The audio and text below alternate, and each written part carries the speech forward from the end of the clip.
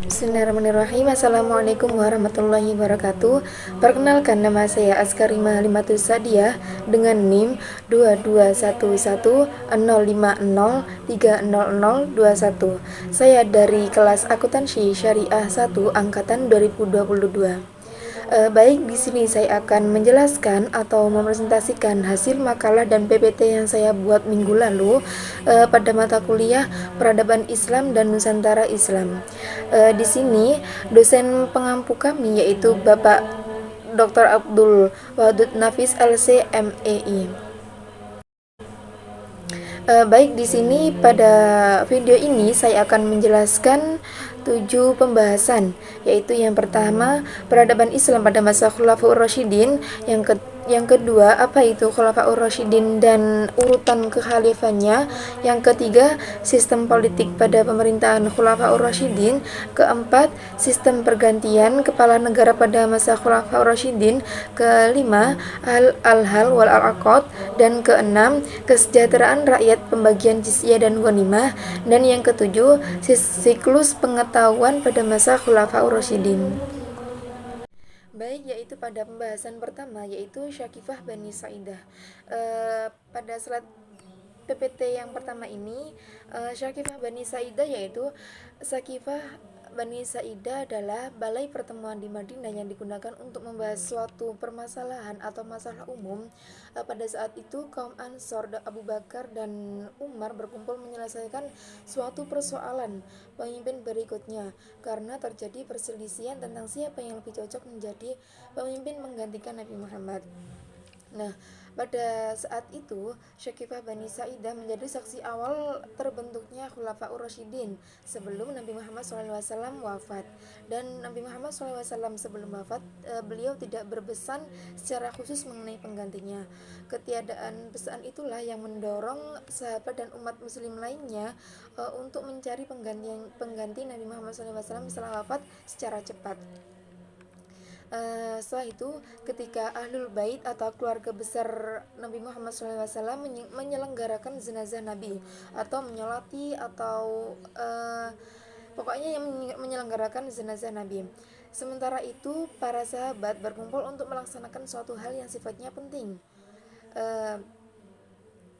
Karena apa? Karena menyelenggarakan jenazah hukumnya fardu kifayah, yang apabila dalam suatu golongan atau suatu masyarakat tersebut ada yang melaksanakan satu, maka sudah gugur kewajiban lainnya. Maka dari itu, untuk melaksanakan atau menyelenggarakan jenazah tersebut bisa diwakili oleh beberapa orang atau keluarga tertentu. Namun, memilih pergantian Nabi agar tidak terjadi kegoncangan di kalangan umat muslim dirasa lebih penting dan darurat. Maka dari itu, para sahabat berkumpul dan mengadakan pertemuan di Syakifah Bani Sa'idah untuk bermusyawarah mengenai siapa yang menggantikan Nabi sebagai pemimpin umat nantinya. Selanjutnya, akhirnya setelah melewati perdebatan yang sangat panjang, wakil dan kaum Ansor menerima pendapat bahwa suku Quraisyah yang lebih pantas menjadi pemimpin. Pada saat itu, Abu Bakar mencalonkan Umar bin Khattab atau Abu Ubaidah bin Sarah. Namun keduanya tidak bersedia dicalonkan. Lalu Bashir bin Sa'ad menjabat tangan Abu Bakar dan membuatnya sebagai pengganti Nabi atau khalifah. Baiat ini kemudian disebut dengan Baiat Sakif. Pada hari berikutnya Abu Bakar naik mimbar di Masjid Nabawi dan berlangsunglah baiat umum. Pada saat itulah dimulainya pemerintahan Khalifah Rashidah yang dipimpin oleh Khulafaur Rasyidin. Pada slide berikutnya, kita akan mempelajari pengertian dari Khulafaur Rasyidin atau para sahabat-sahabat Nabi yang menggantikan Nabi setelah wafat. Kata Khulafaur Rasyidin sendiri itu berasal dari bahasa Arab yang terdiri dari khulafa dan rasyidin. Khulafa menunjukkan banyak khalifah bila satu disebut khalifah yang punya arti pemimpin dalam arti orang yang menggantikan kedudukan Rasulullah setelah Rasulullah wafat. Untuk melindungi agama dan siasat atau politik keduniaan agar setiap orang menempati apa yang telah ditentukan oleh batas-batas dalam melaksanakan hukum-hukum syariat agama Islam. Adapun kata Ar-Rasyidin itu berarti arif dan bijaksana. Jadi Khulafaur Rasyidin punya arti pemimpin yang arif dan bijaksana sesudah Nabi Muhammad SAW. Atau lebih jelasnya lagi, pemimpin yang arif dan bijaksana yang menggantikan kedudukan setelah Nabi Muhammad SAW wafat. Di sini saya akan membacakan ada beberapa sifat-sifat yang dimiliki oleh Khulafaur Rasyidin. Yang pertama yaitu arif dan bijaksana, yang kedua yaitu berilmu luas dan mendalam, yang ketiga berani bertindak, yang keempat berkemauan yang keras, yang kelima berwibawa, yang keenam belas kasihan dan kasih sayang. Pada slide berikutnya, sahabat Khulafaur Rasyidin ada 4, yaitu yang pertama Abu Bakar As-Siddiq radhiyallahu an, Umar bin Khattab radhiyallahu an, Utsman bin Affan radhiyallahu an, dan Ali bin Abi Thalib. Di sini kita bisa mengenal keluarga Nabi dan Khulafaur Rasyidin dan urutan kekhalifannya. Yang pertama yaitu Khalifah Abu Bakar As-Siddiq. Kekhalifahan beliau berlangsung selama 2 tahun lebih 3 bulan. Dilanjutkan dengan kekhalifahan Umar bin Khattab karena setelah Abu Bakar jatuh sakit dan wafat. Lalu Umar bin Khattab turun tangan untuk menggantikannya. Ketiga yaitu Utsman bin Affan, dan yang terakhir yaitu Ali bin Abi Thalib. Seperti yang telah disebutkan, Khulafaur Rasyidin hanya berjumlah 4 orang. Yang pertama yaitu Abu Bakar, yang kedua Umar, yang keempat Utsman, dan yang keempat Ali bin Abi Thalib. Mengapa begitu hanya 4 orang? Karena disebut Khulafaur Rasyidin dan hanya berjumlah 4 orang yang memiliki keistimewaan khusus daripada yang lainnya. Meskipun setelahnya juga sahabat, tapi tidak memiliki keistimewaan seperti beliau-beliau. Next, pada PPT slide berikutnya yaitu pembahasan sistem politik pemerintahan pada masa Khulafaur Rasyidin. Khalifah atau pemerintahan yang timbul sesudah wafatnya Nabi Muhammad SAW tidak mempunyai bentuk kerajaan, namun lebih dekat merupakan ke republik, dalam arti kepala negara dipilih dan tidak mempunyai sifat turun-menurun, karena dalam pemerintahan harus ada persetujuan dari masyarakat dan tidak bisa dipilih sendiri tanpa adanya musyawarah dan masyarakat. Ini menggambarkan ciri khusus pemerintahan yang demokratis. Dalam penyelenggaraan pemerintahan negara Madinah, Khulafaur Rasyidin telah melaksanakan prinsip musyawarah mufakat, prinsip persamaan bagi semua lapisan masyarakat dalam berbagai aspek kehidupan, baik dari prinsip kebebasan berpendapat, baik prinsip keadilan sosial dan kesejahteraan rakyat. Next, pada slide berikutnya yaitu sistem pergantian kepala negara pada masa Khalifah Rasyidah. Baik, di sini sistem pergantian dan pengangkatan khalifah sebagai kepala negara merupakan pola pemerintahan Khulafaur Rasyidin yang penting. Keempat khalifah dipilih melalui cara yang hampir sama. Pola pemilihan tersebut dapat dikategorikan sebagai pemilihan langsung yang terdiri dari atas 2 tahap. Tahap pertama yaitu pemilihan figur khalifah, tahap kedua yaitu pengukuhan keabsahan khalifah. Pada khalifah pertama yaitu Abu Bakar As-Siddiq. Pada Abu Bakar As-Siddiq diangkat menjadi khalifah atas dasar pemufakatan masyarakat dalam rapat Syakifah di Madinah. Selanjutnya yang dilanjutkan oleh Umar menjadi khalifah kedua atas pencalonan Abu Bakar yang segera juga mendapat persetujuan umat. Yang selanjutnya yaitu Utsman bin Affan sebagai khalifah ketiga dirundingkan dalam rapat. Setelah Utsman terbunuh, Ali lah yang merupakan calon terkuat untuk menjadi khalifah keempat.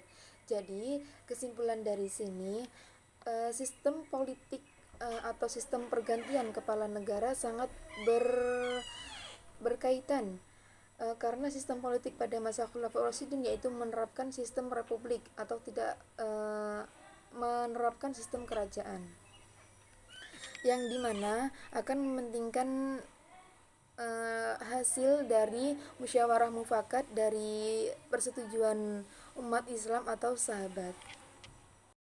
Dalam sistem pergantian kepala negara, perlu diketahui bahwa ada yang dinamakan al-hal wal al-aqad. Mereka adalah orang-orang yang memiliki kualifikasi untuk bertindak atas nama orang muslim dalam memilih seorang khilafah. Fungsi utama mereka yaitu bersifat kontraktual, yang artinya mereka menyerahkan jabatan kekhalifahan kepada seorang yang paling berkualifikasi, dan begitu diterima, mereka memberikan baiat kepadanya. Mereka juga diberi kepercayaan memberhentikan khalifah apabila khalifah gagal memenuhi kewajibannya. Istilah al-hal wal al-aqad pada masa sekarang di negara kita populer dengan sebutan MPR, yaitu Majelis Permusyawaratan Rakyat. Selain itu juga disebut dengan Dewan Legislatif dan Syuro. Pada masa sistem pergantian kepala negara pada masa Khulafaur Rasyidin, penetapan kepemimpinan bisa melalui dua cara, yaitu yang dipilih oleh al-hal wal al-aqad. Cara ini dipakai pada saat pemilihan sahabat Abu Bakar dan sahabat Ali bin Abi Thalib. Kedua yaitu metode al-ahdu atau istiflah, dipilih atau ditunjuk oleh pemimpin yang sebelumnya, di mana pada masa Khalifah Abu Bakar As-Siddiq, al-hal wal aqad yang terdiri dari Umar bin Khattab, Utsman bin Affan, Ali bin Abi Thalib, Abdurrahman bin Auf, Mu'adz bin Jabal, Ubay bin Ka'ab, dan Zaid bin Sabit. Next, pada slide berikutnya yaitu kesejahteraan rakyat pada pembagian jizyah dan ghanimah. Di sini saya sebelumnya akan menjelaskan apa itu jizyah dan apa itu ghanimah. Ghanimah yaitu harta rampasan dari perang, dan jizyah sendiri yaitu pajak per kapita yang dikenakan oleh penduduk non-muslim pada suatu negara di bawah peraturan Islam. Atau dalam pengertian lain, jizyah yaitu hak yang diberikan kepada kaum muslimin dan orang-orang kafir dari orang-orang kafir sebagai tanda tunduknya mereka kepada Islam. Di sini kesejahteraan rakyat pada masa Abu Bakar As-Siddiq yaitu untuk meningkatkan kesejahteraan umum. Abu Bakar membentuk suatu lembaga yaitu Baitul Mal, semacam khas negara. Selain mendirikan Baitul Mal, Abu Bakar As-Siddiq juga mendirikan lembaga peradilan yang diketuai kepada Umar bin Khattab. Kebijaksanaan lain yang ditempuh Abu Bakar adalah membagi sama rata hasil rampasan perang atau ghanimah tersebut. Dalam hal ini berbeda pendapat dengan Umar bin Khattab yang menginginkan pembagian dilakukan berdasarkan jasa tiap-tiap sahabat, dalam artian tidak dibagi sama rata namun dilihat dari jasa-jasa beliau dari hasil perang tersebut. Alasan yang dikemukakan Abu Bakar adalah semua perjuangan yang dilakukan atas nama Islam akan mendapat balasan dari Allah SWT di akhirat nanti. Karena itu, biarlah di dunia mereka mendapat bagian yang sama. Berikutnya yaitu kesejahteraan rakyat pada masa Umar bin Khattab. Untuk kesejahteraan rakyat, Umar tidak pernah mengesampingkan, ia sangat memperhatikan bagaimana tarif kehidupan rakyat yang dipimpinnya. Ia memberikan tunjangan kepada rakyat sesuai klasifikasi berdasarkan nasab kepada Nabi Muhammad SAW. Dalam jangka waktu relatif singkat, yaitu 10 tahun, Umar telah melakukan reformasi dalam pemerintahnya. Dia termasuk pemimpin yang sangat berhasil, terutama pada kesejahteraan rakyat dan peraturan Islam yang semakin kokoh. Kemudian Umar membentuk suatu departemen dan membagikan daerah kekuasaan Islam menjadi 8 provinsi. Yang dimana setiap provinsi dikepalai oleh wali dan didirikan kantor gubernur. Untuk selanjutnya, Umar juga membentuk kepala distrik yang disebut amil. Selanjutnya, kebijakan Umar yang paling fundamental adalah kebijakan ekonomi di Sawat atau daerah yang sangat subur. Umar mengeluarkan dekret bahwa orang Arab termasuk tentara dilarang transaksi jual beli di tanah di luar Arab. Walaupun keputusan ini memancing reaksi dari anggota syura. Sebagai solusi guna mengatasi gejolak keuangan, ia memberi gaji tetap kepada tentara dan pensiunan pada seluruh sahabat Nabi. Umar juga menerapkan pajak perdagangan biaya cukai yang bernama al-usur. Berangkat dari prinsip politik beliau berpusat pada kaidah-kaidah dan ajaran Islam. Umar membuat suatu sistem dari negeri-negeri Arab dan untuk seluruh kedaulatan negeri Islam tersebut, yang pada zamannya sangat dipatuhi dan berjalan sekian lama sesudahnya. Dengan sistem itulah membuat kedaulatan Islam tetap terpelihara dan bertahan. Umar berijtihad dalam membuat sistem itu, suatu ijtihad yang mengukir kecemerlangan dalam sejarah, yang keagungannya dalam menciptakan sebuah kedaulatan sangat berarti. Dari sini, dalam periode Umar ini dikenal pembangunan Islam dengan perubahan-perubahan. Bahkan peta Islam melebar atau meluas ke seluruh wilayah Persia dan menyentuh sebagian India dan Sentral Asia, serta wilayah kekuasaan Bizantium, Syam, dan Mesir, yang saat itu sempat menjadi ancaman bagi negara Islam. Baik, pada slide terakhir yaitu siklus pengetahuan pada masa Khulafaur Rasyidin. Masa kekuasaan Khulafaur Rasyidin yang dimulai sejak Abu Bakar As-Siddiq hingga Ali bin Abi Thalib merupakan masa kekuasaan Khalifah Islam yang sangat-sangat menghasilkan atau mengembangkan Islam secara lebih luas.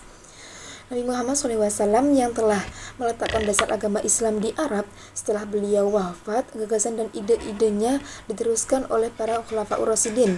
Pengembangan agama Islam yang dilakukan pemerintahan Khulafaur Rasyidin dalam waktu yang relatif singkat telah membuahkan hasil yang gilang gemilang.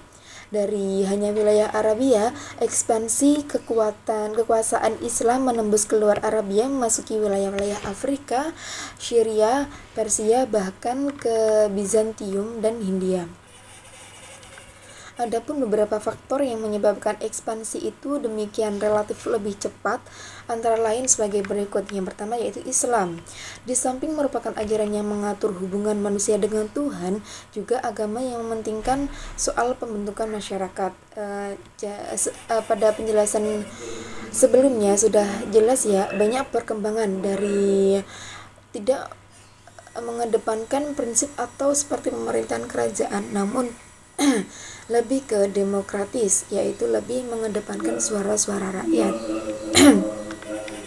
Yang kedua yaitu dari faktor yang menyebabkan ekspansi cepat, yaitu dalam dada para sahabat Rasulullah SAW tertanam keyakinan yang sangat kuat tentang kewajiban menyerukan ajaran-ajaran agama Islam, dakwah ke seluruh penjuru dunia.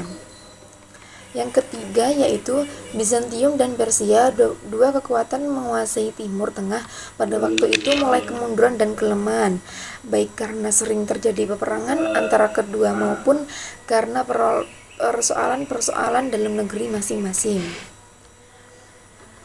Adapun siklus pengetahuan yang dikembangkan pada masa Khulafaur Rasyidin adalah sebagai berikut. Yang pertama yaitu membangun pendidikan agama Islam.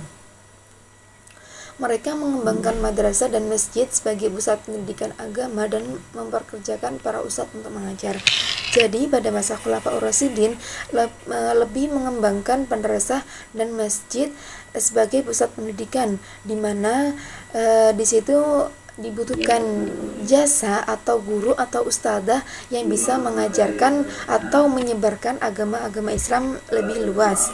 Yang kedua yaitu pengembangan pengetahuan kedokteran dan ilmu kedokteran Islam, di mana mereka menulis banyak buku yang menggabungkan pengetahuan medis dengan ajaran Islam dan menemukan pengobatan baru untuk penyakit yang lebih kompleks.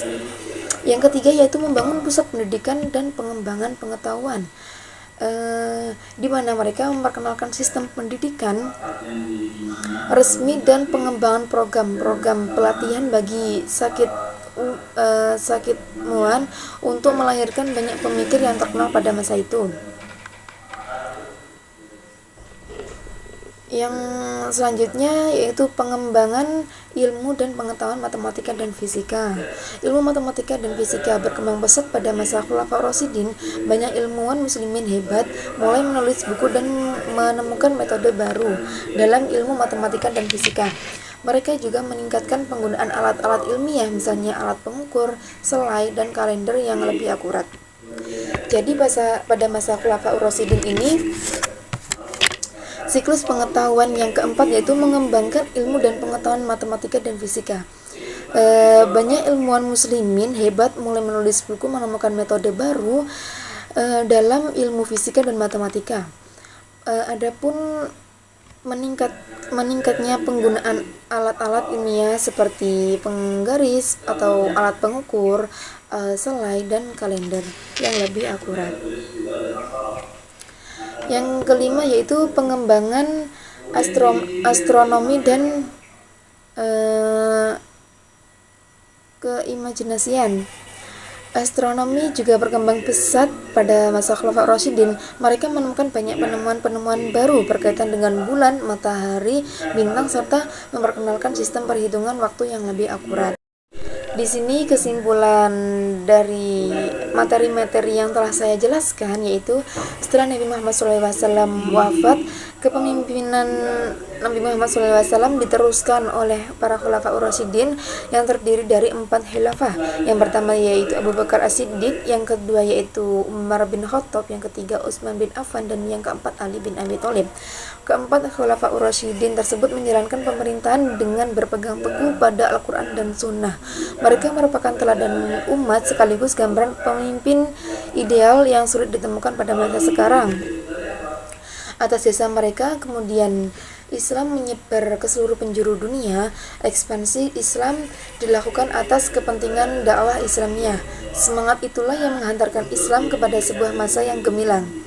Khulafaur Rasyidin melalui kepemimpinannya telah meletakkan dasar-dasar hukum, ekonomi, politik, militer, dan administrasi menuju terciptanya sebuah pemerintahan Islam yang berdaulat, peradaban yang tinggi. Jadi pada masa Khulafaur Rasyidin tidak hanya memperdalam agama Islam, namun juga menyebarkan atau menunjukkan bagaimana sikap seorang pemimpin yang ideal, dasar-dasar hukum, ekonomi, politik, militer, dan administrasi menuju terciptanya sebuah pemerintahan Islam yang berdaulat dan peradaban yang tinggi. Jadi tidak hanya belajar pada agama Islam. Sekian dari penjelasan saya. Mohon maaf apabila ada salah kata atau penjelasan yang kurang jelas dan dapat diterima. Sekian, terima kasih. Wassalamualaikum warahmatullahi wabarakatuh.